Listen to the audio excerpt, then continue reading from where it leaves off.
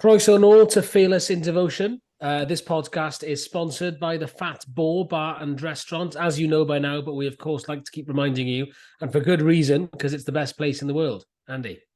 Yeah, best place on York Street, best place on any York Street in Any any street, place, any including town, York. including York. Yeah. Liam is away this week, but we've got a jam-packed podcast in store for you, including some major exclusive KOP news that we've got to bring you shortly. So please stay with us. Sorry, we're doing that awful clickbaity thing. Keep listening to us. You have to.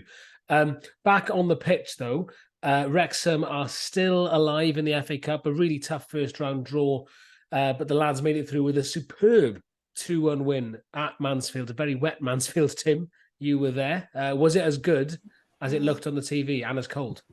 Yeah, it was ace. It was absolutely fantastic. Everything about it was just spot on. Played really well, strong team, on a difficult surface because I thought, well, you know, the surface was gathering so much water. I thought we might have to whack it in the air more. But when we played it on the deck, weathered a bit of a storm first 10, 15 minutes, and after that, never really looked back. Just their keeper, that Christy Pym, made several really good stops. And some of the football we played is up there as some of the best we've ever played under Parkinson. I think it was just really, really a joy to watch. So yeah, glad I went. It was just overall just a solid display. Everybody was at least, if going down the player rating route, you're looking at eights and nines out of tens. Everybody's just really on it from the get go. It was great to watch. I can't think of any negatives other than we maybe should have put more on them before half time. But two fantastic goals. Derby was superb. Obviously, a lot of people writing him off early doors, but he's just grown into the season again. And yeah, I think he'll kick on now. He's got the opportunity again, hasn't he, for the next league game as well. So yeah, it was brilliant. It was really good. On Dolby, Andy, real superb performance, wasn't it? Yeah, I mean, ever since he signed the new deal, he's been fantastic, and everyone was there. Well, why are you giving him a new deal? Well, I think it's proved why we've given him a new deal.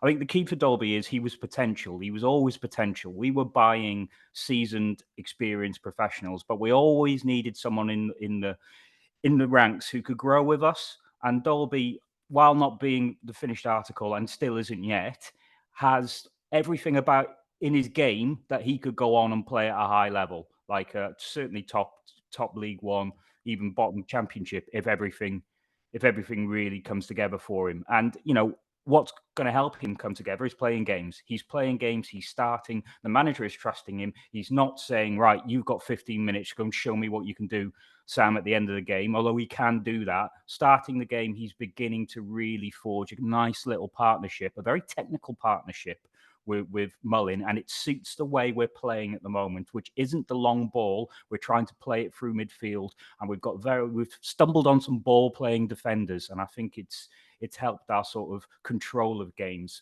which we probably didn't have a couple of weeks ago. Defense looked good, didn't it? I thought, generally, obviously we got opened up a couple of times, but Mansfield are a good side. Tim, happy with that? Yeah, I just thought again, nobody. We went away from it thinking we didn't have those debates about, oh yeah, Toes are a shocker, because he didn't. That entire defense as a unit was superb. They had a couple of occasions they caught out, but that's what Big Arthur's there for. Last line of defense, solid. It gives that defense some confidence as well now, because we've had a fair degree of upheaval with the keepers in recent times. So it's nice that we got somebody settled, somebody agile. Somebody's not afraid to tear a strip off his defenders despite being young. So I just genuinely think that we seem to have settled down now in terms of the defending aspect. It all seems to be coming together. The only sort of downside to it is we picked up another injury with Andy Cannon going off, because he was having a really good game as well. And typical, isn't it? He gets back into the side and he's forced off with injury, which I've not seen the tackle back, but a lot of people tell me that it should have been a red. It should have. It was orange, I think, wasn't it?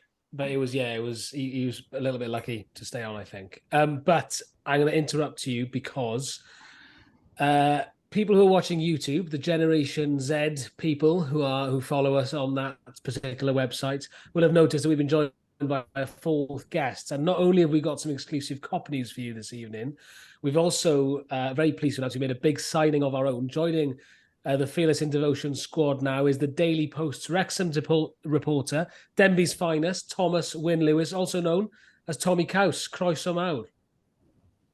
How's it going, boys? Are we okay? We're very well. We're very well. You've not made a great start, mate, because you're 10 minutes late. But we're hoping things will improve. Were you expecting any less, Reece? Or sorry about that.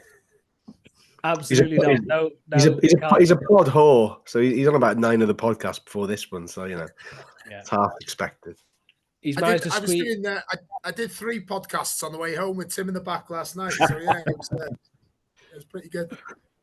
Delighted that you can join us, and you will be joining us more going forward as well. And it's obviously you've been begging to join us for a while. How does it feel now that you finally, we've asked you finally? Yeah, no, I'm over the moon, mate. I'm absolutely delighted you've finally let me on. I can't help but feel you're letting yourselves in for a lot of trouble. But yeah, I'm absolutely delighted, boys, and yeah, I'm a big fan of all of yours, except Tim, who was just so irritating to spend time with yesterday. But apart from that, yeah, all good. Good, glad to hear it. Right, we were discussing on the pitch. You were in Field Mill last night as well. Strong lineup from Parky. Is it a sort of sign that he's taking his competition seriously, do you reckon? Yeah, I was massively surprised, mate. I have to say that. I think we all were in the car on the way there, or certainly when we heard the team. Another classic Parky tactic of, sort of hinting at changes and then actually not making hardly any changes at all. So, yeah, I think it does. I think also, just on top of that, Reece, I think, you saw his celebrations at the end. I don't know if you saw.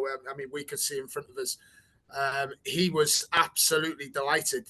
Giving it the massive fist pump. You don't always see that from Parky, do you? So, yeah, I think he's really up for another good run this year. And let's be honest about it. With the squad depth we've got, why not? Why not go for it? I think we can go on 2 fronts, or maybe even 3. Exactly. Well, I remember him saying last season, when there were a lot of people last season on that FA Cup run saying we need to get out of this. Any extra matches are not worth it. I know Parky, to be fair, was quite consistent the whole time, saying, well, actually, it's quite nice to have a mental break from the league sometimes, even if you don't really get a physical one. It's nice to take your mind off a sort of promotion race. But anyway, back to off the pitch matters. We promised you some exclusive news on this podcast, and Andy Gilpin, top hack extraordinaire, is going to bring it to us. Top hack, thank you. I'm going to put that on my business card. If I had a business card, we're not allowed business cards anymore. So there's a few things that need to happen to make this COP development start. And one of the major ones was the lease. And tomorrow, Wrexham's Supporters Trust will have a meeting to ratify handing the lease over to the club, which is the first thing they really need to do to get this ball rolling. Now, there's other things they need to do as well. They need to, obviously put the finance in place. They need to change the position of a sewer. They need to change it. A transformer as well? So it's not completely settled yet. But one of the main things, which is having control of the lease of the ground, the club will get pretty soon. I think there'll be a meeting tomorrow to ratify it. Then there'll be a larger meeting in somewhere like the Maes Gwyn where people can vote on it. You would expect that people would want the club to get hold of the lease because there is a covenant on it to make sure that football is played at the racecourse. I think reading between the lines, WST have had everything they want from this deal, and it seems good for the club and it seems good for the Supporters Trust. Now, people might say just hand over the lease. Well, we can't do that. And I think when Barry Jones came on a couple of months ago, he sort of said, look, it's enshrined in law that they just can't give it away. And also, we're a club who have been burnt by owners a few times, and we need some sort of safeguards in there. And I think, we're not ever going to say that Ryan and Robert are going to do us over and build that mythical B&Q. But I think we do need to safeguard ourselves from the next lot of owners who may want that hardware store on that ground. When you say tomorrow, do you mean today? Because this podcast will go out on a Monday. For time-sensitive purposes, Andy refers to Monday, the 6th of November, 2023. So this is red hot news, everyone. Absolute red hot. It's like in the future. It is. Yeah. Amazing. Sorry if you can all hear the crazy amounts of fireworks going on around me. Is it the same with you guys? Jeez. Yeah, I've got them here, but I don't know if you can hear them here. No. Oh, all right. Okay. But let's hope people, if you can, we're not having a. There's not. You got to be hot on that mute button. Yeah, Hot on the indeed. mute button. Doing my best. But this seems like good news, Tommy. What's your reaction to it? You know, bit disappointing that there's obviously been a bit of a hold up with the KOP for different reasons, but this seems positive. Yeah, it's definitely positive news. And like Andy said there, it sounds as if the WST have had the assurances they want. I've got to be honest, and you know, the WST were getting a lot of stick about it, not just handing over the lease. People have fought too hard to save the racecourse to just hand over a lease. Now, we know that the club is in good hands at the moment. You know, we're more than happy with the current ownership, obviously, but you know, you can't just hand something over for nothing. You have to have assurances. Sounds like I don't pretend to be in the know. I'm sure, you know, maybe Andy, you guys are probably more in the know on that front than me. But yeah, definitely a positive move. I hope that all the WST have had all their assurances, which it sounds like they have, and let's move forward and get that KOP open now. Yeah, let's hope so. Tim? Yeah, no, I concur. I mean, you wouldn't do it in any other walk of life, would you? So why should this be any different? I mean, this isn't a charity. This is a cornerstone of half a country, really. You know, that's the way you got to look at it. So it is important to err on the side of caution, and it would be remiss if we didn't do so. So I think it's a sensible way of dealing with it, and they've gone about it in a fairly straightforward and proper manner. So yeah, it's definitely good news. And yeah, it won't be too long, and we'll see the fruits of that labour going forward. Yeah, let's hope so. We do have a special guest coming up on this episode once again, but before we do, let's talk about Wrexham ladies, because their inexorable march continues with a phenomenal result in the South today against Cardiff Metropolitan ladies, 3-0. Puts them second in the league above Swansea and just 3 points behind leaders Cardiff City. Result slightly marred at the end, though, Tim, by Rosie Hughes getting a red card, which is a bit disappointing. Yeah, slightly. Well, you know, get your 101st goal for Wrexham women, and then kind of sour it by getting a second yellow and sending off. So didn't need to be done at that stage of the game, but you know, we've got to cut her some slack. She scores that many goals. You know, it's not something that she does often. So, yeah, really, really good win. 3-0, took over an hour to kind of break down Cardiff Met, but they got there and they're biding their time. It's a similar story with the men, isn't it? You know, that you just pick your moments, and you know, it might not come first time, but you just got to keep chipping away.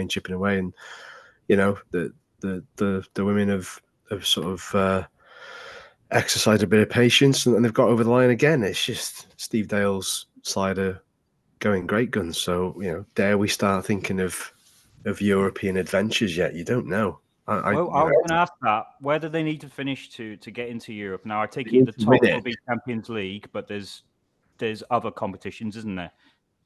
I think so. Again, this is where my sort of knowledge falls down, and I'm all open to being taught. So it's something I need to look at. But you know, they're in a great position.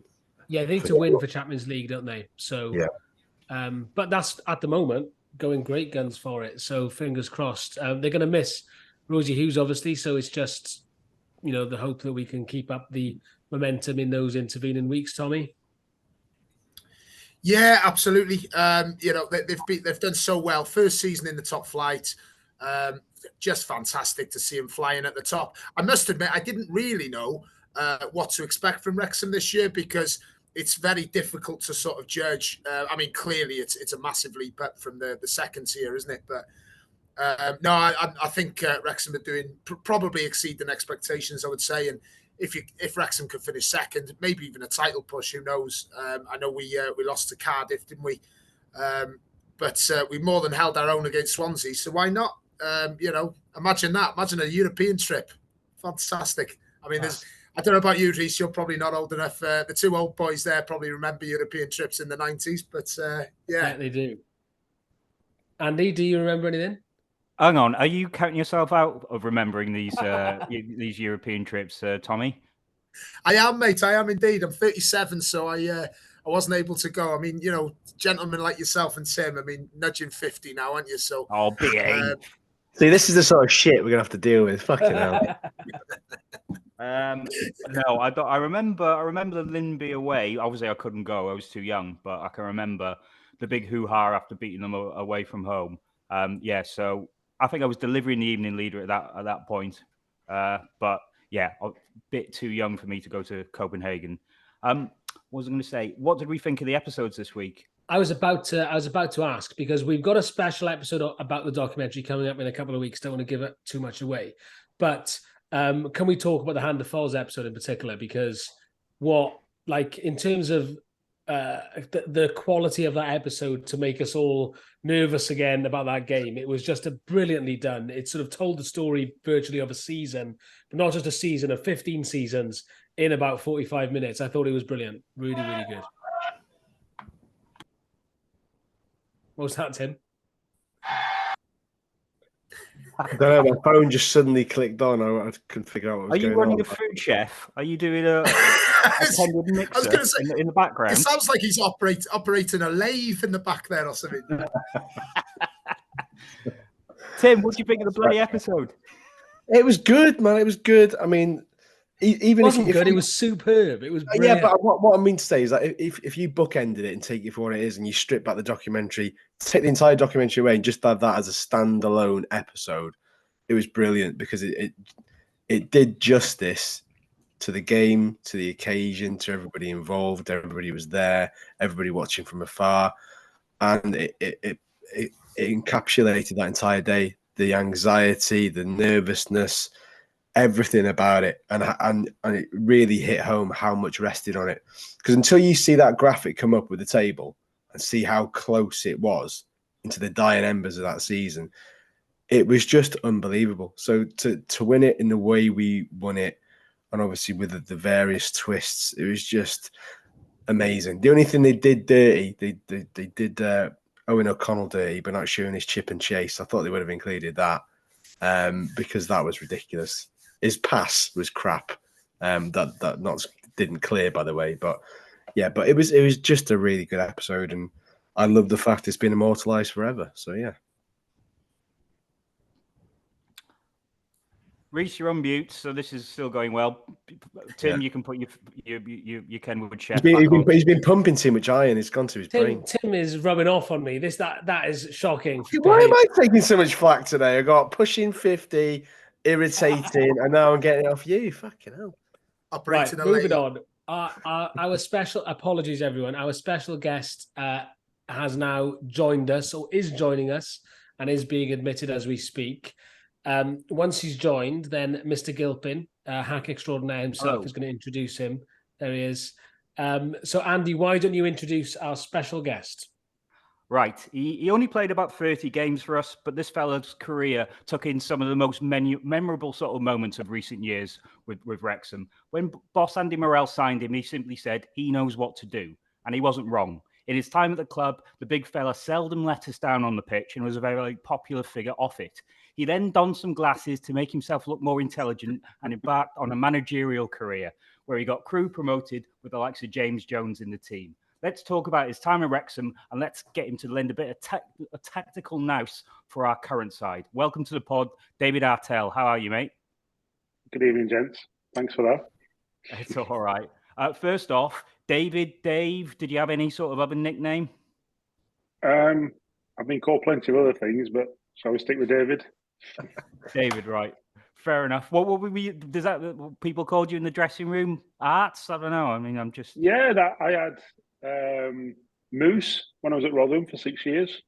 Right. Because there were two Davids, and somebody thought I looked like a moose, and it stuck. It was the only club I was called that. I had Arts for 3 years. I had Dave, Skip. You know, anything other than the proverbial. That's a nice mix. That's a nice mix. Yes, I love the fact you I think so. didn't take Moose to your next club. You didn't sort of go, oh yeah, I'm the Moose, yeah. I don't think there's anything wrong with the moose. I think they're quite nice creatures. They don't seem to be vilified a lot. So I wasn't against it, but I didn't see it from the sort of stadium floodlights either. Right, let's go back. Let's go back to the first when you were being touted for Wrexham. I think you've had a decent career in the game. We won't mention Chester, but you joined us key part of the season. Mark Crichton was out, and you were very, very much in that similar sort of mould. Was it an easy decision to make? Did you know Andy Morell at all? No, I didn't. I'd obviously gone to Northampton. We just got promoted with Crewe. Gone to Northampton. Tore my Achilles after 11 games. Was out for 5 months. Eddie Budo, the manager, said, "Look, if you want to go and get some games, you can." And Moz rang me and said, "Look, do you want to come?" And I jumped at the chance. Yeah. First partners were Chris Westwood and Stephen Wright. Very, very experienced defensive unit. That I'm always sort of interested in defenders and how nasty they are. I mean, talking to you now, you seem a very mild-mannered fella. Were you a bit different on the pitch, and were they the sort of same? Was it quite? Could you be quite sort of horrible to strikers? Yeah, I saw something online the other day about this kind of thing, and I can remember the Crewe chairman when I first spoke to him. I was coaching and all the rest of it while I was at Wrexham and all the rest of it. And he said, "Yeah, you growing your hair?" I said, "Yeah, why?" He said, "Well, we've always had a skinhead." I said, "Yeah, that's because of the image you have to portray on the pitch, because of the sort of character you have to play." And he started laughing. He couldn't believe it. But yeah, there's nothing wrong with being feared. I'm the most. You ask people who know me, I'm a completely different person off the pitch than I was on it. And I think that's part of the game. It might only be 1% or 2%, but I'm all for marginal gains. And yeah, I was a different person on the pitch. I wouldn't go as far as animal. I know this is it seems to be a theme in this pod. From mooses to animals. Yeah, I don't know where we're going to go. Next, but yeah, I certainly. I was never good enough just to rely on skills. But what I did have was a big heart, worked harder than anyone, tried my hardest. That I said to players in dressing rooms where I've been manager, my greatest achievement wasn't promotion, wasn't a double promotion, wasn't playing international football against the world champions. It was actually being able to look myself in the mirror and say that I tried my best every day. Because not everyone can do that. Whereas I had to, and I did. You say where is this going to go next? Right. There's like an urban myth, right? And I think it's right. And I think the lads will back me up on this.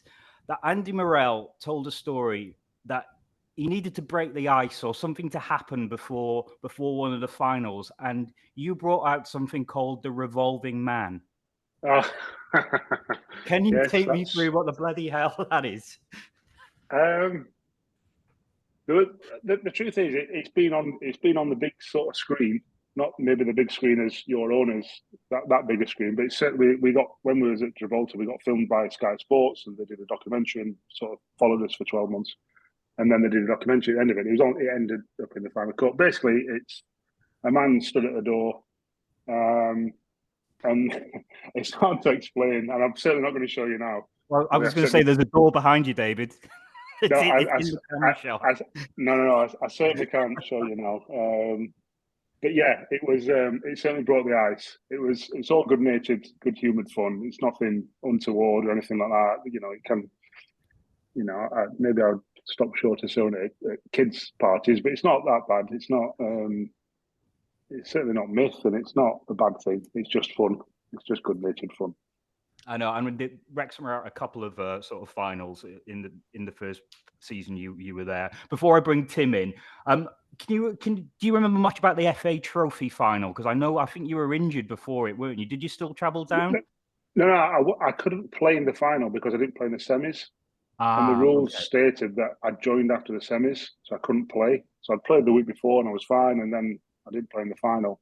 But obviously I went and saw the celebrations, and was involved and all the rest of it. It was a great day, wasn't it? It was a great day. And Yeah. Don't get me wrong, if I had my time again, would swap them finals over. I'm sure we all would, because we deserved to win the other one, but we didn't. And that's. I've been to 3 Euro games this year, and I was saying to one fan that was probably my biggest disappointment in my whole career. That one game. Oh wow. It was, you know what? We're going to get onto that. Tim, do you want to take over? We will get onto that shortly. But just going back to that season, 2012, 2013, we kind of limped into the playoffs, I guess, in sort of many ways. But then the Kidderminster doubleheader, we were great. Beat them at home 2-1, beat them 3-1 away. But if I remember rightly, you almost weren't really nearly there, because I think you got sent off at Mansfield in the game prior to that, and you got the red card overturned by the FAW. Did they do you a favour, David, for doing that? I can't remember what the red card was for. Yeah, the truth is, I can't, but I know I shouldn't have got sent off. But then usually when you do get sent off, it's very rare to get overturned, because it's got to be mistaken identity or a real horror of a decision. And it wasn't a real horror decision. It was just really on a harsh side. I was on the halfway line, and it was like the lad flicked it over the top and just literally boomed it in the air, ran into me. I'm stood there, and he gave me a straight right at field nil. It is coming back to me, and it was ridiculously harsh. So they obviously thought it wasn't a goal scoring opportunity. Yeah, well, it got overturned, thankfully, so common sense prevailed. And then in that second game, before we discuss Brett's miss in the final, how good was he in that second game? Because he kind of really showed his experience and his guile and his know-how in that game, and really helped sort of drag us through and just led from the front. Yeah, I think he won the penalty, didn't he? Yeah. In that second game, I think he scored. I think Sis scored. Yeah. I can't remember who else scored, but yeah, that was a good player in the Premier League. Joe Clark. It was Joe Clark and Neil Ashton, late penalty. Oh, Ashley scored the pen. Yeah, that's right. Yeah. Brett was a good player. He was a large part of the reason why we got to the final itself. Don't get me wrong. I'm sure he's replayed the chance he's had a few times in his head, because it was a gilt-edged chance that would have rewarded our dominance in the game. We felt in control, and then we got done with a sugar punch 5 minutes from time. And goals do change games. Like I say, we deserved to go up. We weren't outstandingly brilliant, but we were the better team. We were, and that's football. That is football. It was a terrible day, really. Thinking about it, anyway, it is what it is. It's football. I mean, pouring over that final.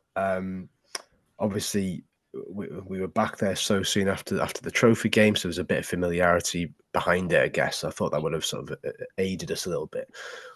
You just said there a minute ago, that's one of the biggest kind of disappointments in your career, or kind of like a missed opportunity, if you like. Is there anything specific that you can pin down that was the main difference? Was it simply a case of Brett's miss? Was it a case of Jolly being the difference? And what was the main thing for you? I think the thing for me was we didn't expect to go up. There was no self-righteousness about us. We were a group of hard-working, honest individuals, good pros. But we all knew that we were better than them without actually saying anything. So that inner confidence, that inner belief. But then the sum is not always equal of the parts, if you like. And I have to say, it's one of them games where I think if you play it 10 times and the sort of level of dominance that happens, Wrexham win 9 times out of 10, or certainly 7, and the other 2 are draws, kind of thing. We were just unfortunate that on that one day, they ended up going up the end of the park near the end, and 5 minutes from time and scoring, and it's sort of game over at that point. I don't think we did enough during the course of the season to. I'm equating it to sort of when I was a player at Crewe. We went 17 games unbeaten into the playoffs. We could have played anyone. We were going to go up. You know, we played Cheltenham in the final. We've never lost at Wembley. We beat them 2-0, not a problem. Just because you knew. We didn't have that sort of form. I went to the Euro final a couple of years ago, England-Italy. England lost to Italy. Italy were 33 games unbeaten. Italy were never, ever losing that final because of the form that went into it and that belief, that self-confidence. It doesn't matter. You find a way to win. Hmm. And I think that rather than it just being that game in isolation, it was sort of the few games previous to that, the 6-8 games. Not saying you have to be unbeaten. I was hoping that the 2 playoff semi-finals sort of gave us that. But we actually didn't have enough in the previous sort of 6 league games. Really, that's why I believe. You know, you just know. You just have a feeling. I actually felt that feeling, which is probably what made it worse. But it was sort of false hope or on shaky foundations because it was only them two games in the semi-finals. I hope this is all making sense and just don't think I'm some sort of nutter with my brain and stuff like that. You can feel it. You can feel it. It's a smell. It sounds crazy. Sixth sense kind of thing going on. It is. You don't need to say it. You don't need to say it. And we were like that. We weren't saying, "Oh, we're going to win. We're going to win. We're going to win." We just sort of knew. Just lost my copy. We just sort of knew. But yeah, it didn't work out like that, unfortunately. From a sort of on the ground point of view, was Brett's miss as bad as we all think it is? Because it looks bad on the camera. It looked bad when we were in the stadium.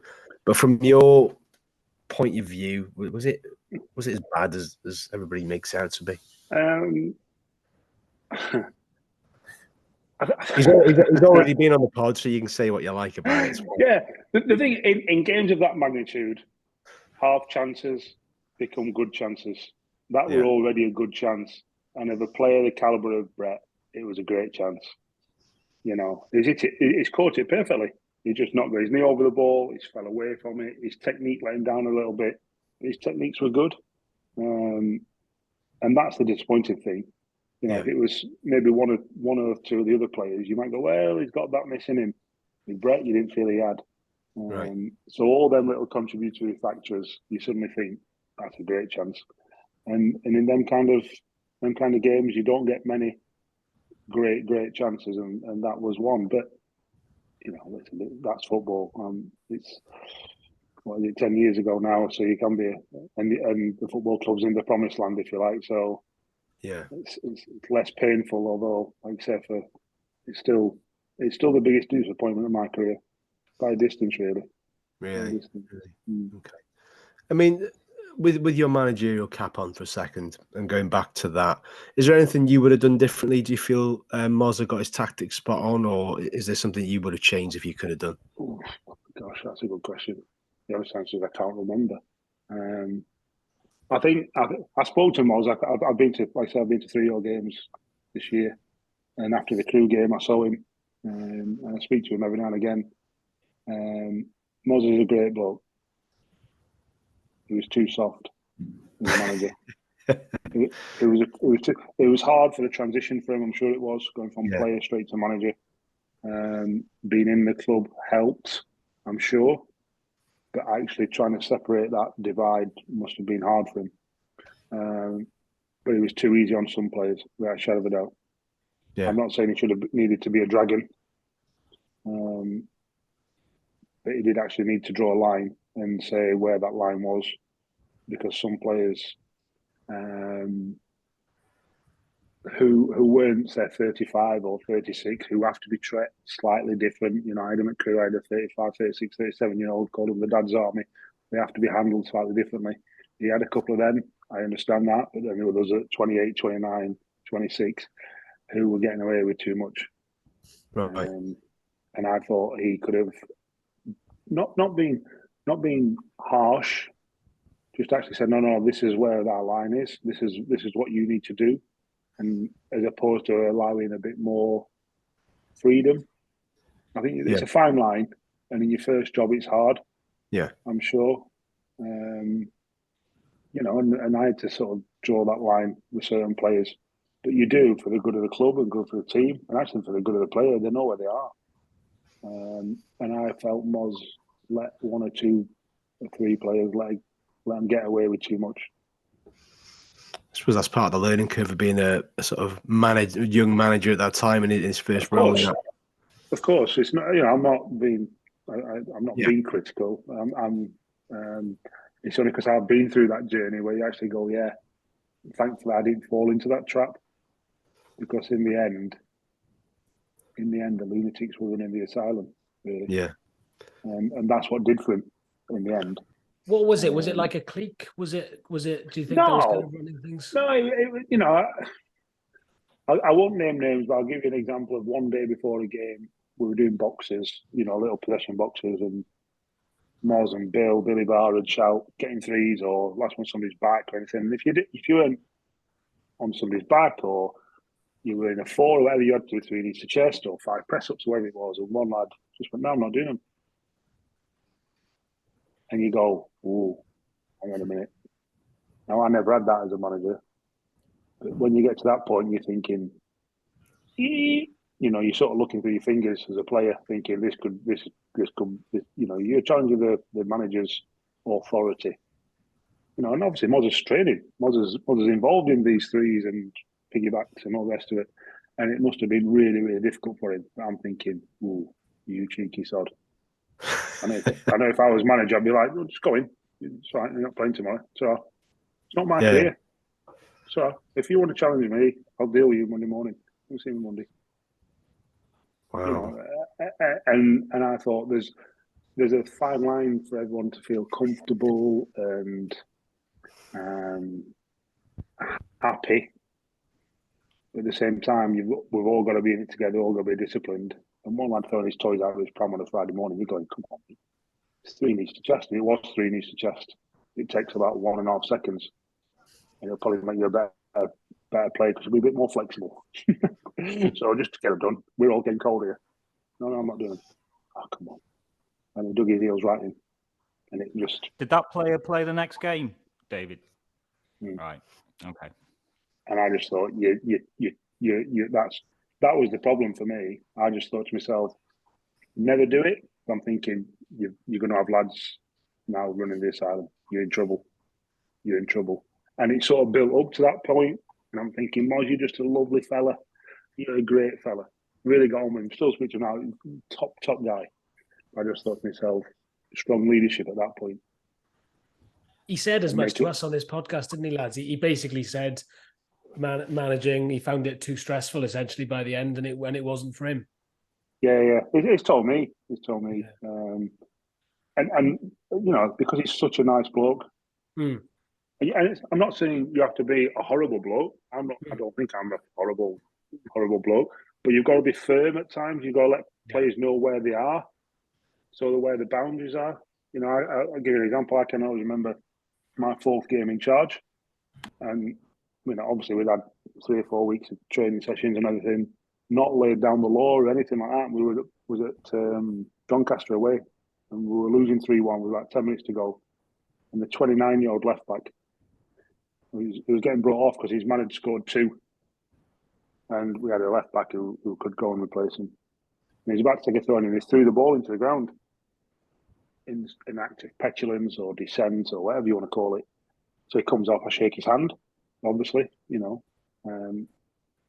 game finishes, we go in the dressing room, said, right, lads, before I start talking about the game, if you ever do that again, and I sort of had this lad, I didn't, nothing, no swearing, no physical touching or anything like that.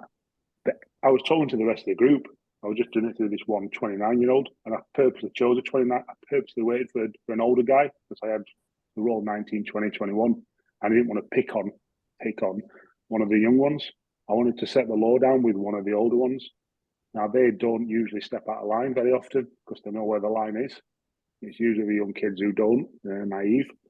Whereas this lad gave me the great opportunity. You don't do it in public, you shake his hand, well played, unlucky, sit down. And then in the dressing room, you're talking to everyone. So everyone knows you don't show an act of dissent like that. And straight away, I'm sorry, I was just disappointed in my own performance. I believe him. I believe him now, I believed him then. But actually, it looked terrible. It looked like you were upset that I was bringing him off. he was bringing the football club looking, you know, it didn't look good. And when he explained that to him, he goes, "Yeah, I get that, but it wasn't that. I'm sure it wasn't, and I believe you. I truly believe you. You don't ever do that again." And then he'd come and apologise to me on Monday morning. It's done, lad. You know, come on. You know, I've moved on. You move on. I'm telling you now. Because actually, I weren't talking to him. I was talking to everyone, or only him. You know, and Moz never did that. Mm. And it's little things like that you just go every now and again. I did it about 3 times in my 5.5 years at Crewe. Yeah. Just to make sure everyone just knew where they were. It's very interesting hearing that kind of insight into that season and that managerial style. Definitely. Let's talk about the next season then. After the disappointment of Newport, I think when you signed the 1-year deal, you said it may be something of a playoff hangover. I think it's fair to say that was the case. We had a diabolical start to the season. Could you ever put a finger on what went wrong? You know, some of the other players from that squad have said, you know, the recruitment just wasn't right, and basically you were starting a season sort of feeling negative as a squad, basically not believing in yourselves. I think it's easy to point your finger at recruitment. Recruitment's massive. We all know that. For me, it was that what I've just been alluding to. Go again. Come on, you know, that's chip shop paper. Let's go. Where it was like, no, the manager says this and I can do this. And the players sort of going, I don't actually need to do that because I know I'll get away with it. That's the truth. You know, that's being honest with ourselves. You know, we can all sit here and go, yeah, you know, whoever it was didn't bring in, you know, 30 goal for Paul Mullin. Yeah, whatever. Did you do enough? Did you try your best every day? And there were too many people in that team that didn't. That's the truth. That's the brutal honest. I'm an honest guy. I'm a Yorkshireman. Say it as it is. That's the truth. Billy Barr was divisive among some Wrexham players we've talked to. How did you find him? Yeah, I thought he was all right. Hmm. Why? Because his standards were high. Okay. You know, no, don't. You pass a ball 15 yards. Don't lift it. Don't put it all along the floor. You've made it look a better player. But because people have been picked up on what they thought was inconsequential, sort of nitpicking, if you like. Yeah. Whereas I actually saw it as no, that's standards. Yeah. That's proper standards. Whereas some people didn't like that. And they also knew that the manager wasn't telling them off. It was the system. Right. And it goes back to that. Come on, you know, whereas I got brought up, you try your best every day, you listen, you respect people who are trying to help you, and because Bill was, and Moz was, obviously, you know, and take on board what they're saying. You don't take advantage of what they might not be doing. Yeah. Whereas some definitely took advantage of what they weren't doing. Billy found it hard. I've spoken to him since. Billy's found it hard to manage players in sessions, you know, trying to be authoritative, but actually being the best mate, because it has to be the other way around. The bad cop has to be the manager and the good cop or head coach. The good cop has to be the assistant. Now, that season ended up being quite forgettable, but there was one game in particular that wasn't forgettable at all. I guess you know which one it is. It's Barnet away, obviously.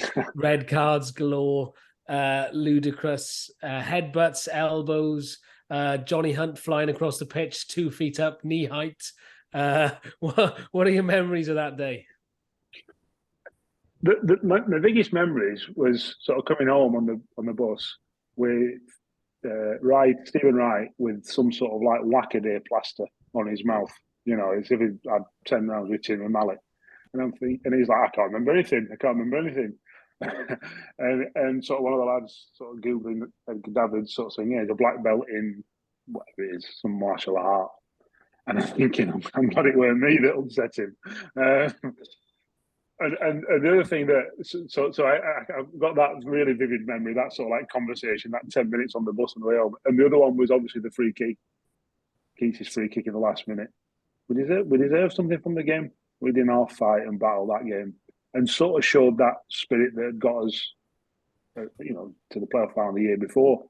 It was just a fleeting, you know, a fleeting pass at what we could achieve if we all wanted to do it. And the thing was, we didn't do it often enough. I mean, when that all kicked off, when the free kick was awarded and then Wrighty comes in to try and get the ball back and he gets chopped. Did you see it at the time? Because you must have been quite far back. No, I didn't. No, I didn't. I'm not being Arsene Wenger. I genuinely didn't see it. I know I'm a manager now, a head coach now, but I didn't see it. Yeah. I just saw him end up on the floor. I think, what was right in there? And at that point, if you're trying to get players sent off, which is, professionalism or whatever you want to call it, dark arts, it doesn't make that much difference in the last 2 minutes of the game. It doesn't have the greatest impact that it could have. So I'm going, what's he done? Then you sort of go over, and I'd say his lip was in a, not necessarily two pieces, but you could see he'd been whacked and what have you. Yeah. And he's like, I don't know what's going on and all that. And the ref sends him off, and you're thinking, the ref's got a hard job because there was, whatever it was, 10, 15 people in that melee or whatever. I'm not quite sure why or how he got to the conclusion to send Wrighty off, other than the fact that he ran in and he was trying to get the ball. Because obviously I've seen it since, but yeah, we obviously saw it back afterwards and went, "Ooh, what were you doing?" It was great. The other one abiding memory of that game, that the players were calling him Edgar Davids, was his gaffer, boss, Edgar. They were calling him God. What? God. Exactly, that's it. You've got it. And there's one or two of them were calling him God. I don't know if that was self-proclaimed or the players themselves doing it, but we're thinking, okay, whatever. And I have to say, I don't think he was very good. I've played against much, much better than him. Well, it was certainly a memorable away day for those of us who were there anyway. Tommy, I think, wanted to bend your ear now about a certain player of ours that you've coached, I think, James Jones. Didn't you, Tommy? Yeah, absolutely. I mean, I've been lucky enough to speak to JJ a few times, and from my perspective, he just seems like such a great, down-to-earth guy. Just interested to know, what are your thoughts on JJ as a player and a person, David? First of all, you're right. He's a great kid, really nice kid. Wants to learn, wants to improve, wants to get better. Was good for me. He was a great pro for me. I have to say I haven't had bad pros, to be honest. He scored lots of goals, created lots of goals, and then he got a couple of injuries, sort of back to back. Just got back, had another. Just got back, had another, and he ended up coming back too heavy, top heavy. He was really big, and he lost some mobility. Then, being Crewe manager, you have to play because we haven't got the squad that certainly like Wrexham's got. We can't just play someone else because they're in better form. So he ended up becoming more athletic, doing well again, and ended up leaving and going to Lincoln. And we offered him a deal, and he said, "Look, it's the right time for me to leave." And I still speak to him every now and again. He's a good kid, and you've got a proper good pro. He's one of them that I would imagine that whatever happens in his career, he'll be able to look himself in the mirror and say, "I tried my best every day." Yeah, I mean, Phil Parkinson clearly really rates him as well. He's a big fan of his, and he covers every blade of grass when he plays, doesn't he? I mean, yeah. I suppose on that fitness wise, I mean, back in your prime, David, would you have beaten him in a bleep test or come close? No, I wouldn't have beaten James. I beat some, but not James. James is one of the fittest. James is certainly one of the fittest at Crewe, if not the fittest. One of his big strengths was his physical output, without a shadow of doubt, and he was obviously the other one being technically very good. So yeah, he was. I couldn't get close to him, that's for sure. I mean, what do you make of how his career's gone? I mean, as a youngster, there was high hopes for him, was there? And he's had a good career. But would you maybe have expected him to push on to maybe he'd be playing maybe lower half of the championship by now? What do you make of his career? Yeah, look, we agreed a fee with Preston and he failed his medical. they had an undiagnosed hernia that they found, and they didn't then go through with the deal. So that was disappointing for us as a football club, but more so James, obviously. And we had to make sure we put his arm around him and pick him up after his op and what have you. And he never sort of really got back to them sort of heights. He weren't far off, but you tend to only get one shot at them kind of things, and whether that's right or wrong, that's football for you. Would he, if he'd have got to the Championship, would he have done well? Yeah, he would have, 100%. Was he going to get there now? Highly unlikely. Unless it's with Wrexham, or the club he's at, if it's not Wrexham. So yeah, he could have played higher. But he's had a terrific career already. He's played probably 400 or 500 games already. He's only 28, 29, or whatever he is. That's not to be sniffed at. So whatever he does between now and when he gets his 2 nails and his hammer out and hangs them up, then he'll have already had a terrific career.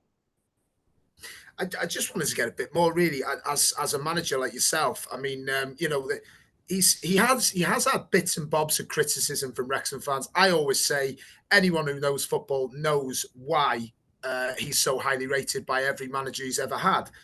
As a manager, can you just describe maybe to us why, like, what is it that he gives you that means he's one of the first names on the team sheet? Well, the one thing with James is that he will always want the ball.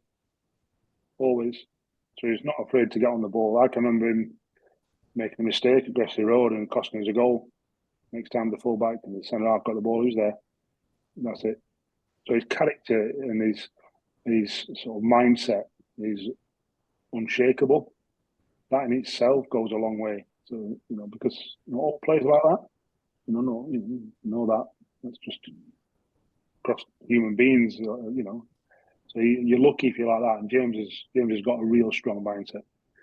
So you knew that he was always going to be consistent in his approach, even if sometimes his form would dip or play well or not play well. You knew what you were going to get from him. And one thing that managers do like is consistency and reliability. You ask most head coaches and managers, would they take the flair player who, half the time his man runs off him, but he might score a couple of goals, or the lad who scores maybe half the amount of goals, but his lad never runs off him?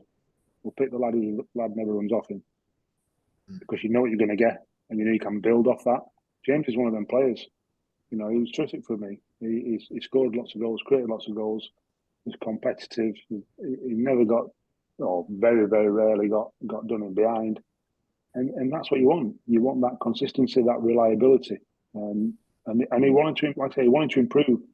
So he would always come into my office, right, come on, can I have a chat about how we can improve? Of course we can, let's go. 2 hours later, we've got a plan done for him for the week.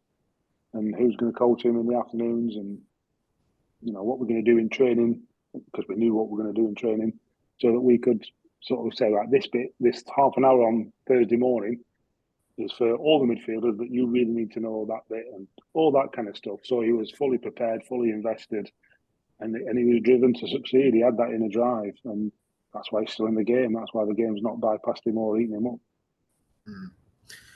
And just finally from me, really, are there any other current Wrexham players that you sort of know, you've come across, personally, and also on top of that, who do you really rate in this Wrexham side? I played with Ben Tozer at Northampton. So them first 11 games before I tore my Achilles, I'd scored 4 goals, and all from, I think. Well, yeah, I wonder where they're from. Yeah, I think either 2 or 3 of them were from Tozer's long throws. Yeah. So I know Ben was a good bloke, steady, straight, intelligent.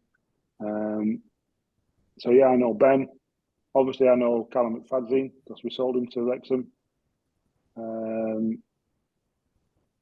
I tried signing Jordan Tunnicliffe when he was at Fylde, and he chose somewhere else because at Crewe we only offer a bag of chips and a couple of footballs. We ain't got the money that you guys have got. So I'd met him. I'm trying to think who else. Obviously, we've come up against them all. Ollie Palmer and the likes, Elliot Lee, tried signing Elliot, Paul Mullin, come against them all, O'Connell. So I know of them, I just don't know them. Who do I rate? I like Elliot Lee. I think he's a terrific player. Listen, you've got a good squad. Like I say, I've seen you 3 or 4 times this year, and in all the games, probably bar Bradford at home in the cup. I thought Bradford should have scored 3 or 4 on the counter attack, and they picked wrong options. And don't get me wrong, you still lost on penalties, but in all the games, I saw you against Bradford at Valley Parade the other day. Didn't deserve to win, didn't deserve to lose. Walsall at home, definitely deserved to win. Crewe at home, probably should have been 3 down before you got a man sent off, and that actually helped you massively. So you're by far the second best for the first 35-40 minutes. So I think you've got a real good squad. You've got a great chance of success again. You've got real strength in depth. The team is geared for success. Whether you get over the line or not, football's a funny old business. I think with the money you're reportedly spending, you're going to be there or thereabouts. David, it's quite rare we have like a manager on, and when we do, we like to talk tactics. Now, what I'm going to do is I'm going to hit you with 3 facts. Now, when I say facts, it's what the fans say about this team, and I want to know: do you agree? And is there a reason why they think this? So, number 1 is: Can I just ask you a question? Is facts Welsh for bullshit? Basically, we want you to dig our fans out. We want you to dig our fans out. Our fans are us. We love our fans. I'm only kidding. Go on, give me these facts. So, some of them are bullshit, Dave. Right. The first one is the back 3 is too far apart and there's too much space for pace to run into. The second one, the wing backs are way too far forward and they don't offer the centre backs enough cover. And the third is there's no control in midfield and we start too slowly. So do you agree with those broad facts? And are there reasons for them, or is this part of the percentage sort of football Parky plays? You hit the nail on the head with your last statement. So regardless whether you play 3 at the back, 4 at the back, the longer you play the ball, the more gaps there's going to be between centre halves to wing backs, centre halves to midfielders, and midfielders to attack. It just is. Why? Because the ball can go faster than any individual.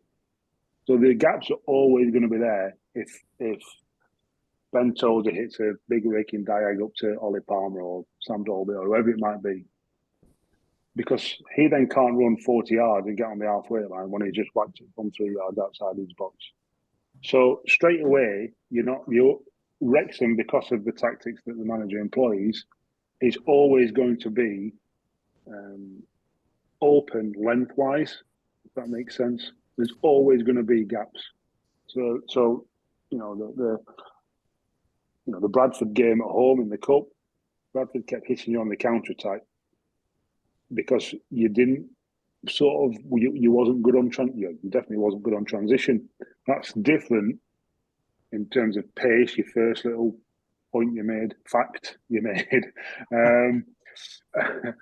because that can be managed, that can be coached. In terms of the distances between units, if you want to call them that, that's more a stylistic thing. That's more the fact that there's pros and cons to every way you play.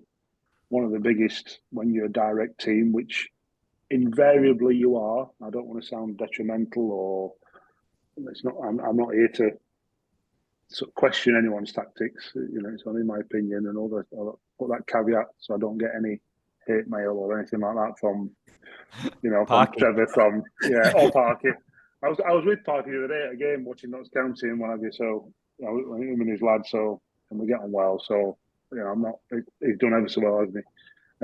But one of the downsides of being direct is the fact that you can be open lengthways. Yeah. And that's one of the things that you've got to accept. You know, if the Wrexham fans want the ball quicker forward and want the ball in the box a lot, well, you know, that's what happens. If you want to play football like Notts County does, and I'm using Notts County because I think all Wrexham fans understand that that's a completely different style, they are far more compact between the lines. Now, they're more open across the pitch. Why? Because they're trying to spread the play, whereas teams are trying to squeeze the player, you know, together, if you like. So there's pros and cons whichever way you do it, and fans being fans understand generally, without really knowing the nuance, to sort of just see it and go, well, that's the problem. Yeah. Without really understanding, maybe the sort of look at the, you know, the cuts as opposed to understand why the cuts happened. Right. Sort of try and bring it to a medical analogy, if you like.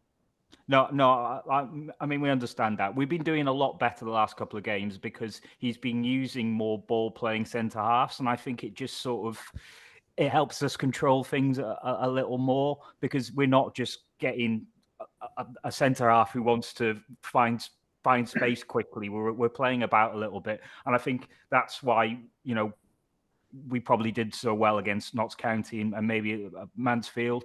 One thing I wouldn't mind asking you is the merits of 3-5-2, and do you understand why a boss like Parky never really deviates from it?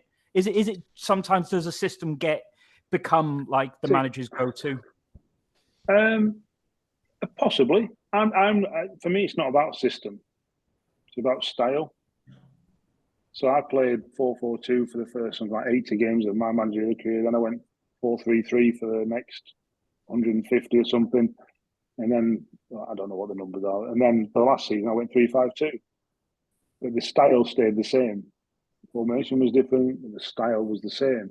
Now, I'm pretty certain Parky, she said to him, I don't know, in the next round of the EFL trophy, or the Bristol Streets Cup, or whatever it's called now, you know, you've got to play a 4. I'm sure he'd play it. But I'm pretty certain that it looked very similar to what a 3-5-2 would. So getting caught up in formations for me is secondary. This is my opinion, secondary to actually what you're trying to achieve and how you're trying to achieve it. Yes, of course, playing the same formation all the time adds familiarity or gives familiarity to the players. But at the same time, players should be tactically flexible. They should be adaptable. If they've got a fixed mindset, oh no, I'm just a wing back and I just run there and there and there and there, you're not going to last long. If somebody can run there and there and there and there with you, also going there, every time they go in there, you're screwed. You know, and I'm trying to make it as simplistic as possible, obviously, but you know, to make the point. So you've got, for me, it's not so much about formations; it's about style. It's about what you're trying to achieve. You know, Wrexham, every time I've seen them this year, finished really strong. Yeah, really strong. Right? I'd be asking them why they can't start strong, why they can't do that all the game. I'd be telling the fans through very subtle hints, we need you in the first half, not just the last 20 minutes. You know, yeah. I'd be saying them little things without being dictatorial, if you like, or I don't know, critical, because that way it wouldn't be that. But I'd want the players to play at the intensity that they always finish the games with for the first half. Because, like I say, the games. Sorry, go on. Sorry, Dave. I apologise there. I feel like sometimes it's a tactic from Phil Parkinson to start slowly. You know, it certainly appears that way sometimes. I'm not sure it's a tactic to start slowly ever. I just feel as though the emotion that's invested at the club at the minute is terrific. You know, when I've ever been to the racecourse, the crowd are right behind you, right with you. We've had a year and a bit of success. Everyone's caught up in it, and the sort of, you feel it as the game goes along. That everyone's come on, you know, you can feel it. You know, the teams that you've struggled against this year have all played football and taken all that away from you. Swindon, MK Dons, Crewe play football against you. And although you scored late against Crewe, and the injustice or the emotion came from the perceived injustice of the sending off and all the rest of it. Actually, whenever teams have played football against you and kept you quiet and kept that emotion out of the game, you don't do as well. Now, I know if it was me coming up against Wrexham tomorrow, I'd be saying, pass the ball to each other, right? Keep the crowd quiet. The players will then get frustrated. They'll make mistakes. Parky will make some subs because he's got strength in depth and all the rest of it. But actually, the crowd could go the other way and get frustrated, or certainly stay quiet. Really stay quiet. Or, no, I say quiet. I'm on about the opposite being that sort of force of nature towards the end of the games. And I think that's a big thing when you come up against Wrexham this year. That's fascinating, David. Thanks for taking us through that. I mean, I was going to say, is there anything that you would do differently? But I think you've answered that by saying, look, I would want the team to start a lot stronger from the off. Listen, whatever I said to that question sounds critical of what. Yeah, I get that. Yeah, Parky and the players aren't doing now, so I've got to be careful because I don't want to fall out with anyone. But and where are you in the league? You're third, fourth, something like that. Yeah, you're not doing a lot wrong. No, you're not doing a lot wrong. So you've got to be mindful of the fact that that everything's going well. We're being hypercritical. Yeah. Don't get me wrong. The step from conference to 2, and then 2 to 1. 2 to 1's even bigger, and that will be tough. But I've no doubt you're going to be in that top 7. I do actually think we are starting the games a little bit stronger, certainly over the last 2. Anyway, right, that's enough from me. Tim, do you want to take the last bit, because we've taken a lot of David's time, but there is still a few things we'd like to ask.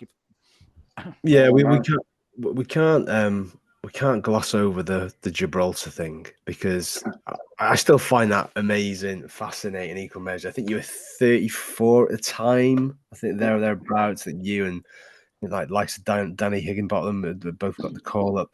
How did that transpire? How did you qualify for them, and what was it like? Because I remember you played against Germany and kept them quiet for large portions of the game, and just take us a bit of a general overview of that. So my grandparents were in the Navy, and my father was born out there. So when they became members of UEFA, I think I was 33 at the time. And as I was alluding to earlier, I see it as a reflection of the hard work that I put through my career, that I ended up playing against Lewandowski, and Germany was it was 3 months after they just won the World Cup. They just beat Brazil 7-1 in the semi-final of the World Cup in Brazil, and then we are rocking up with a guy who plays for Wrexham, a guy who plays for Preston, a postman, a hospital porter, a lawyer, a fireman, 2 coppers, a customs officer. You get the point, and we're sat there going, this could be tasty. We're 40-odd thousand in Nuremberg. We're going, these are pretty good, these ones, because they're all good. It could be embarrassing, lads. We've got to make sure we all stick together and all the rest of it. And to only lose 4-0 felt like a victory. I'll never forget we defended for long periods. It was towards the end of the first half. I think we were losing 2-0 at the time. Might be 3, but it was 2 or 3-0. And one of our lads shot from the halfway line. It was an unbelievable effort. A lad called Liam Walker, who actually played for Notts County for a small period of time. And Manuel Neuer tips it over the bar. It was a brilliant save, brilliant effort, brilliant save. And we get a corner. And me and Scott Wiseman, the only other pro in the team, are running up for this corner. And Thomas Muller turns to us and goes, "This is your big chance." Now, obviously, we're howling when the corner comes in because we haven't been out of our 18-yard box for 40 minutes.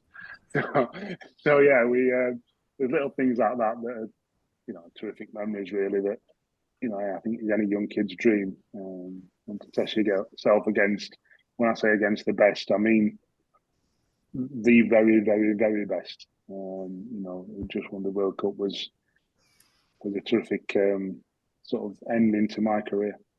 Yeah. And then, obviously, the end of the playing career, it's usually one of those 2 things that they either sort of fade into something else and they pursue a career elsewhere, or you move into the football management side of things. Was that always something that you'd wanted to do? Because obviously you'd worked under the likes of Dario Gradi. I think that there'd be Mark Wright at Chester. I think Roberto Martinez as well, we would have crossed paths with. So was that always something that you'd wanted to forge a kind of career path in after your playing days had come to an end? Yeah, I look back and it's not something that I actually said, oh yeah, I'm definitely going to be a manager or a head coach. But obviously, at Morecambe, we'd done his B license, and I'd wrote down, I was there for 3 years, and we finished, this was Morecambe with no money, we finished 10th, 9th and 4th, got into the playoffs, and I've got 3 years worth of sessions, every session I wrote down that I took part in. And I didn't do that because I was interested in what Sam and McElroy were doing. I just did it obviously because I wanted to learn, I wanted to improve, I wanted to see what was doing. And then from there, obviously, with Dario, who was an unbelievable coach, the detail that he went into on a football pitch was frightening, really frightening. And then I started coaching. Within probably 3 months, I asked Dario towards the end of the pre-season, can I do some coaching? He said, well, you can watch. So I was stood on AstroTurf for a number of months, freezing, wet at times, watching 9 and 10 and 11-year-olds running around, not doing a lot, but watching. Before he said, yeah, you can take a bit of the session now. Because I think he's probably learned that some players want to say that and want to coach the under-18s or the under-21 straight away, and that's not how it works. See if you like it, watch, then do a bit, and do a bit more, and do a bit more, and do a bit, etc. So yeah, I did that for the time at Crewe. And when I was at Northampton, I was travelling back up the motorway 2 nights a week, 2.5 hours to coach. Then obviously when I come to Wrexham, I carried on coaching. And then when I left Wrexham, I became the academy manager for 3 years and carried on coaching then and sort of running what was the 9th best academy in the country in terms of productivity. The record was fantastic. What the players were produced. You got Billy Waters. There's another one, like Bill. There's and then from there become manager. So yeah, it just was an evolutionary process that was probably subconsciously in my head somewhere. Would you make a Billy? Can't seem to get a sniff at Wrexham at the moment. He's obviously not in the including the squad that made the cut, and he wasn't involved yesterday. Yeah, Billy is a bottle of pop. I equate him to a fizzy bottle of pop. When you take the lid off, it can go anywhere. He scores goals. He is, I've got to be careful because I released him. So he's a great kid. Wants to learn. He's hard to learn. He's hard to teach, should I say. I didn't get enough out of him. I think you've got to let him have a lot of freedom and play him with certain players to get the best out of him, as opposed to help just him develop, if you like, along with others, and then combine them. I think you've definitely got to have a certain foil to get the best out of him. He'll score goals. I've no idea what the plan is in January for him, or certainly next season, whatever. But I'm pretty certain wherever he ends up, even if it's in Wrexham's team, he'll score goals. He will, because he just does. That's what he does. Yeah. But he only scores goals in the box, if you like, and he doesn't create for others too much. So, that's not being detrimental. He's a striker who scores goals. That's not a bad thing. So, I think his probably career. I think he'd probably admit his career stalled a little bit at Wrexham, but he'll end up somewhere and score lots of goals. Yeah. Before we pass it back to Andy to hit you with some quick fire questions, double question. One entirely and intentionally loaded. But what is your ethos as a boss? Would you say, as a manager or a head coach? And obviously your name's been mentioned in the same breath as the vacancies at Grimsby and Bradford. So first point, what is your ethos as a manager, and would any of those jobs be of interest to you? Okay. So me as a manager, I want to create, or I did create a psychologically safe environment where players can ask a question. They want to improve, want to get better, put the team before themselves, and strive to be better. Now that's very bland, not bland, very sort of big, if you like. Yeah, It's not really on the detail. Broad, that's the word. Yeah. Broad. However, in that, each one of them goes into lots of different sort of real nuanced things. So if you ask James, for example, James Jones, I asked him to write down 3 targets, personal targets. We wrote 3 down in the office, and then we had a meeting, decided on which 3, because we might have had 3 different ones than he had. And crucially, how we were going to do it, how we were going to help him to achieve them. Nothing to do with the team. But we also know that I can remember one of them was getting team of the year, for example. I know if we helped him get team of the year, we're going to score 8 goals or get 10 assists or whatever. So we knew that, we had to help him.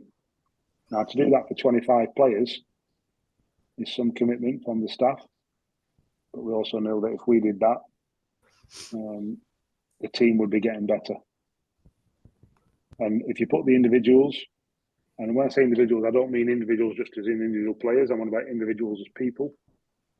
Before everything else, get it back in bucket loads. So I've had players come to me, I won't say shaking, but certainly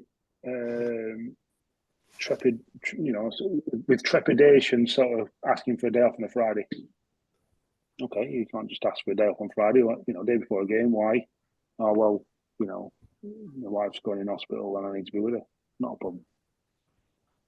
Are you sure? Of course I am. The meeting that we have, and we'll film training, we'll send it to you. You'll need to watch it in your own time, and I'll check, because I'll ask you stuff, that you watched it, because that's my job. I can't have a dereliction of my own duty just to be kind. And I can remember speaking to one place, why did you, this player in particular, why did you give him the day off? He was an older player. I said, because if I didn't give you the day off, it was to do with children. It was, his wife wasn't giving birth, it was to do with children. And I said, because in 20 years' time, whatever your little child is, you'll remember him. You might not remember me. That's the first thing. And in 6 weeks' time, you're going to remember that I gave you that day off, and you're going to want to run through a brick wall for me still.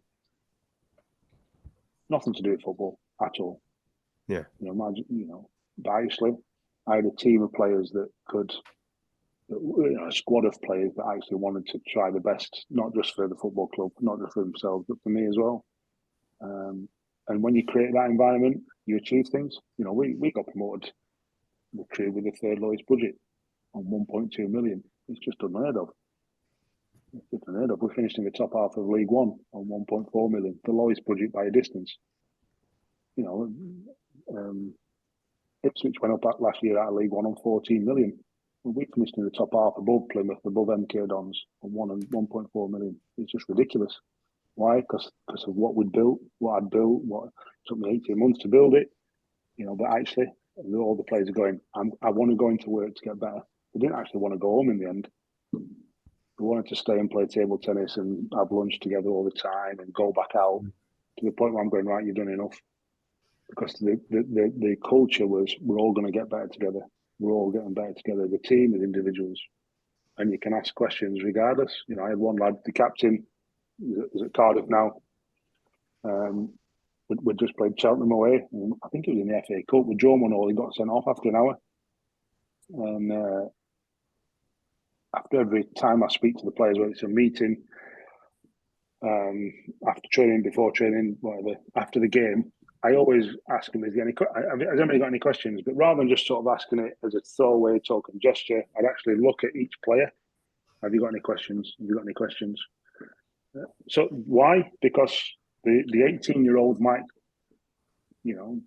want more information about something, might be unsure about something, might make the best point that none of us have seen. Likewise, the 34-year-old might. Or they might just want to know if they've got gym in the afternoon or whether they're wearing tracksuits or any logistical stuff like that. So after this game at Cheltenham, I asked Will Yaskalan and go, any questions, Will? No. Dave Richards, the other sub-goalkeeper, any questions? No. Went to the captain, any questions? Training this week, reffing shit. Okay. Now, I'm thinking 99.9%.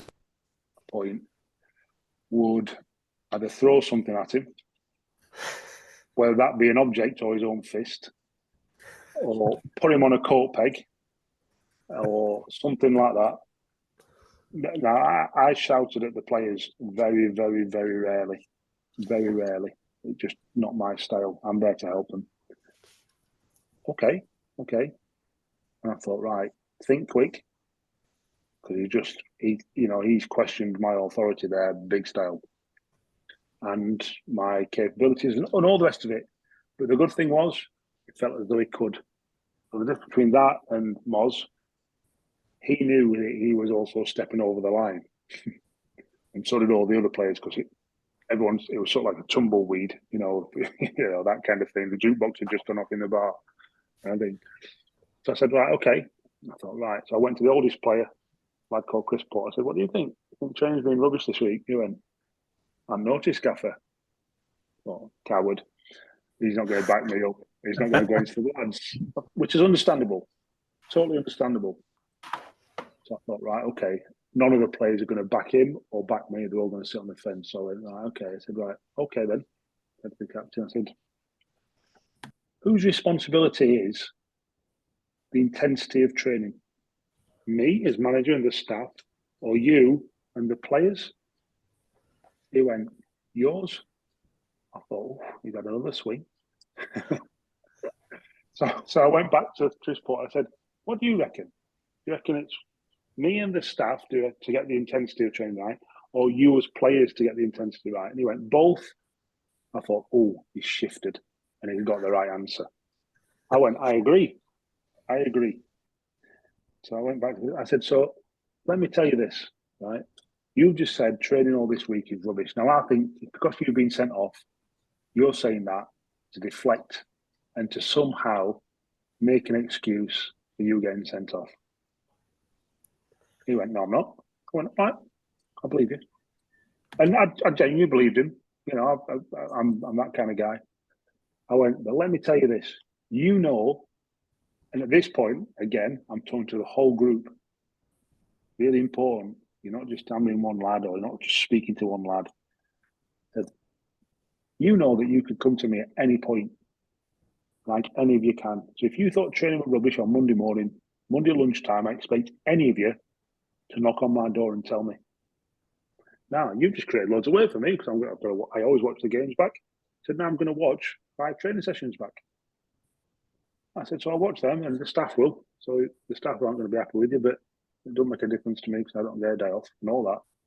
I said, we're going to watch it and make sure that intensity was right. And we'll have a discussion on Monday. I said, but thanks for bringing it to my attention. I said, I'm like, any of you think training's rubbish or can be improved, come and see me. Because we'll make sure it's improved. Because we're all in it together, remember. All right, any questions? And so the point I'm trying to make is, when you've got that kind of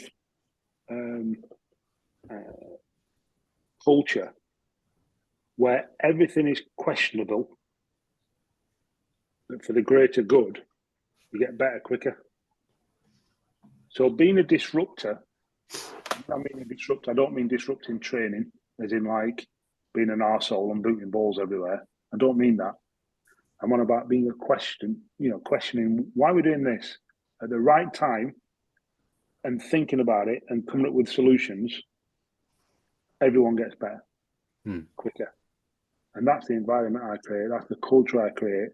And that's why we overachieved massively year on year. Never finished below my budget. Why? Because when you create that culture, everyone goes, I like this. He's going to make me better as a manager, as a head coach, because of the detail I've got, because of the coaching sessions I've got. And actually, I know that he's going to help me. My mate here is going to help me better. He's not just in it for himself. Yes, he wants to move and all that, but so do I, and so do he. So we're all in the same boat, but we're all actually going to get better together, and we all want the best for each other. And when you create that, worth 15 points for a start, and actually that team spirit and that sort of environment, you become a better team. That's a comprehensive answer to sorry, that. Sorry. I doubt we're going to get a comprehensive answer to the second part of that question, which you're hoping I forgot about, but I haven't. Oh, well, I know Bradford are appointing the manager tomorrow. Okay. Were you ever in the running for it? I got interviewed, yeah. Yeah. I didn't get offered that one. I've been offered, I think it's 7 jobs in League Two that I've turned down for various reasons. Yeah. There's 1 or 2 other little bits. I might be going abroad to okay.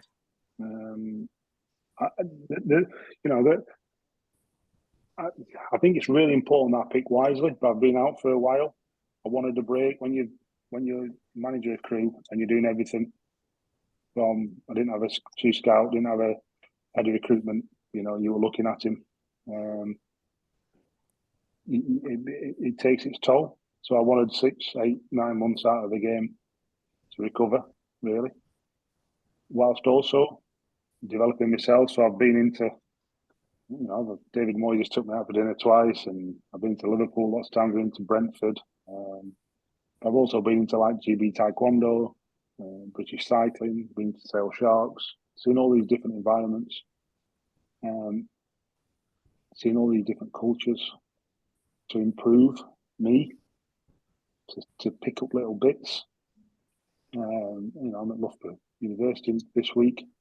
So there's loads of different things that you pick up on. But now I've been out probably a bit too long, and I'll be back in. I'm pretty certain I'll be back in the next week or 2, because I won't be as selective. No doubt. Cheers, Dave. Thanks for that. Right. No, we don't want to take you any more of your time. It's been fascinating chat, but what we do is we have a quick fire round. So during your time at Wrexham, who is the first person that pops into your mind when we say who was the most skillful? Skillful? Ugh. Who's the most skillful? That's worrying, the length of time that it's taking. Yeah, I can't think. So obviously Glenn Little had good control, good skills, but Glenn hardly played, and his sort of legs had gone a bit. It wasn't as maybe as pronounced. I'm trying to think of someone that Johnny Hunt was good. Johnny Hunt should have had a better career than what he had. Definitely. Interesting. I always felt that he was steady and dependable. Obviously he went to Cambridge and stuff like that, and I think he'd come from Cambridge actually, but probably should have had a bit better career. Great kid. Keatsy was good. Keatsy was steady, not skillful, just steady. Just knew his role at 36, 37. Adrian Sizlevich? Siz was. I'd worry for Siz if he were playing at the racecourse now, because they've took the stand down. He'd end up on the train tracks. He only stopped running because there was a stand in front of him. Didn't have a brain. Lovely lad. Honestly, you took the stand down, you just carry on onto the platform 4. Lovely lad. But there's a reason he's been in the Welsh League for 10 years. Yeah. And because, teams do, certainly since Brexit, do recruit in the Welsh League now.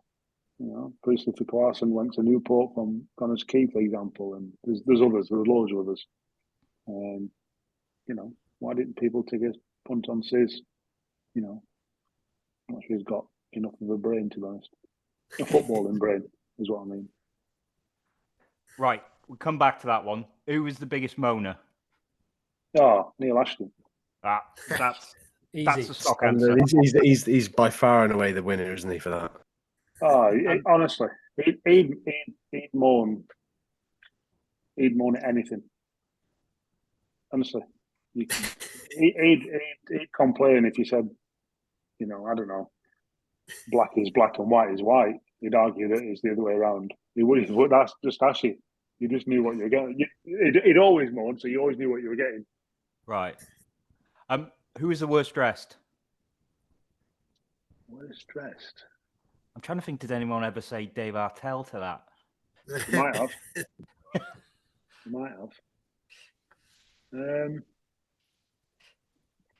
Worst dressed? Gosh, I don't know. You've got to understand that I'm not a fashionista. Right.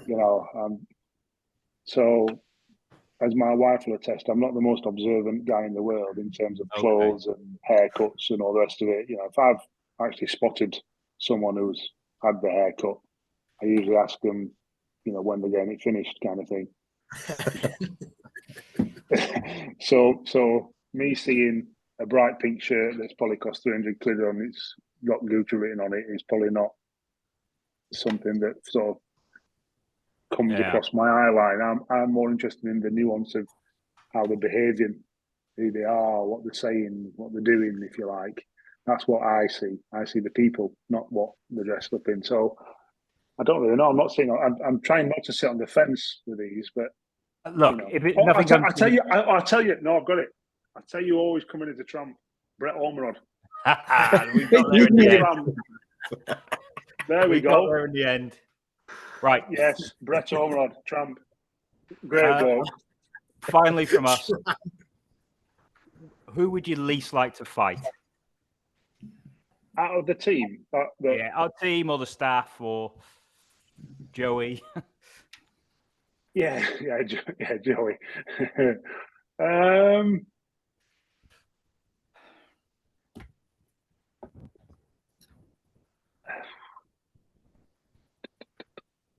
I think probably somebody like Jay Harris, because he won't make it a fair fight. I think he'd just bring an axe or something like that, or a gun or something like that around. Bang, there you go, see you, I win. I think that, Jay was like that, I think. Again, good lad, good kid. You want him on your team. But I think he'd just play dirty. That sounds like Jay.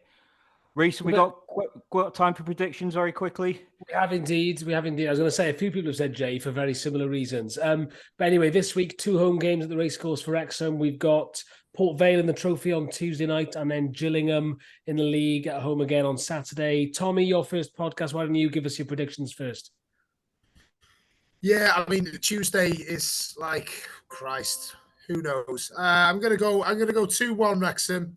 And I'm going to say we're going to go back to being slack at the back and potent in attack on Saturday. That rhymes. And say 5-3 against Gillingham. 5-3? I mean, 5-3. Why are you surprised at a 5-3 prediction at the racecourse? That's a normal score. Yeah, you might be right. I'll go next. I'm going to say, we'll beat Port Vale 2-1. Gillingham, I'm going to say 2-2. Andy, you? Right, Port Vale, we're both through, so I think it'll be scratch sides. I do think our squad's probably stronger than what Port Vale have to bring in, so I think we'll win that 2-0. I think Gillingham is going to be a lot tougher. They've got some really good players. I think it's a very, very tight 2-1. Tim? 3-0, 3-0. All right. Superb. David, have you got any predictions for this? I think your reasoning regarding the trophy game would be correct. Stronger teams. I've seen Port Vale play this year. Stronger squad, should I say? With you both already been through, them games. For a start, don't get serious until you're out of the group, really. So I can imagine both teams don't want the game. Both managers don't want the game, so they'll be playing everyone that they can that hasn't been playing. And I would imagine that Wrexham's squad is stronger. But then that doesn't always mean that it equates to a win, because I think it was. I think didn't Port Vale get walloped in one of the games in the trophy games? Oh, I don't know. I know they got walloped think- first I- game of the season. Yeah, against Barnsley they did. Yeah, I'm sure he made lots of changes in one of the games. I think it's Port Vale. Or is it I might be thinking someone else. And then Andy Crosby sort of went. That's why they're not playing. So they might have got a point to prove. But I still think Wrexham will win that. Gillingham was an interesting one. I think Wrexham will win because I don't think Stephen Clement will have got all his ideas, and I think there'll be a bit of confusion between that transition period of the last manager, the caretaker, Matt Keith Miller, and and what Stephen will be trying to instill, and I think that will help Wrexham. I think probably 2-1, something like that. 3-1, actually 3-1. I'd go for. Correct. 4 out of 5 victories then, according to the Fearless and Devotion panel. Let's hope that optimism is backed up. Thanks again, everyone, for listening. Really appreciate it. Special thanks to David Artell for coming on the podcast. We really appreciate it. No problem. Thanks for having me.